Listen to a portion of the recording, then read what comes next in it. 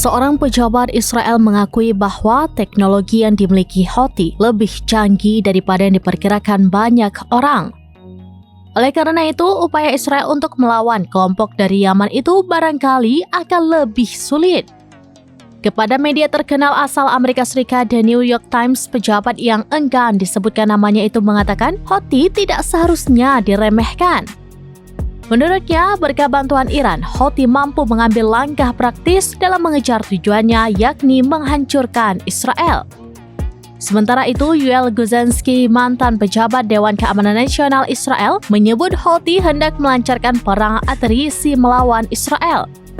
Guzensky mengatakan Houthi menginginkan perang atrisi melawan Israel dengan terus menembak sehingga mereka bisa berkata, "Kami adalah perlawanan nyata."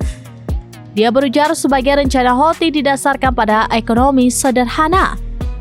Rudal dan pesawat nirawak atau drone yang diluncurkan Houthi mungkin hanya berbiaya beberapa ribu dolar.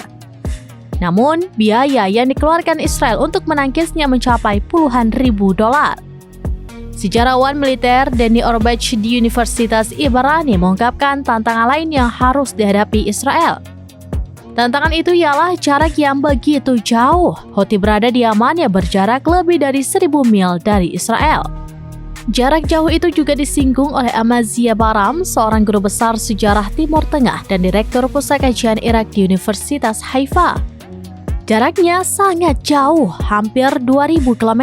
Ini bukan Tartus, Latakia, atau Beirut. Ini dunia yang sepenuhnya berbeda, kata Baram saat diwawancarai Ma'arif. Menurutnya, Israel butuh 5 jam penerbangan pulang pergi untuk menyerang Houthi. Houthi mengetahui ini, mereka punya rudal. Rudal mereka bisa menjangkau kita. Kita tidak punya rudal yang cocok untuk tugas ini, kita hanya punya angkatan udara. Baram juga mengomentari serangan terbaru Israel ke Bandara Sana'a di Yaman. Menurutnya, serangan itu sangat efektif karena merusak menara kendali sehingga menyusahkan pendaratan pesawat angkut Iran. Meski demikian, dia berkata pesawat masih bisa mendarat tetapi akan sangat susah, itu akan problematis.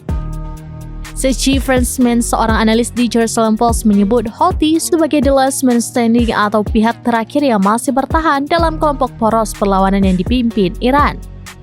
Berbeda dengan Houthi, Hizbullah sebagai salah satu anggota poros itu sudah sepakat untuk melakukan gencatan senjata dengan Israel. Dia mengklaim Houthi bisa melancarkan serangan jauhnya, kemudian bersembunyi di gunung-gunung sekitar Sana'a, Yaman. Serangan Houthi itu sampai membuat sekutu dekat Israel, Amerika Serikat, harus campur tangan. Amerika Serikat menjalankan operasi penjaga kemakmuran pada bulan Desember 2023 guna melawan serangan Houthi terhadap kapal-kapal dagang di Laut Merah. Operasi Amerika Serikat itu tidak membuahkan kesuksesan besar. Adapun Israel menyebut serangan Houthi sebagai salah satu front dalam perang 7 front. Serangan rudal dan drone Houthi terus berlanjut, bahkan ketika Hamas dilaporkan didera kemunduran di Gaza dan Hizbullah sepakat untuk mengadakan gencatan senjata dengan Israel.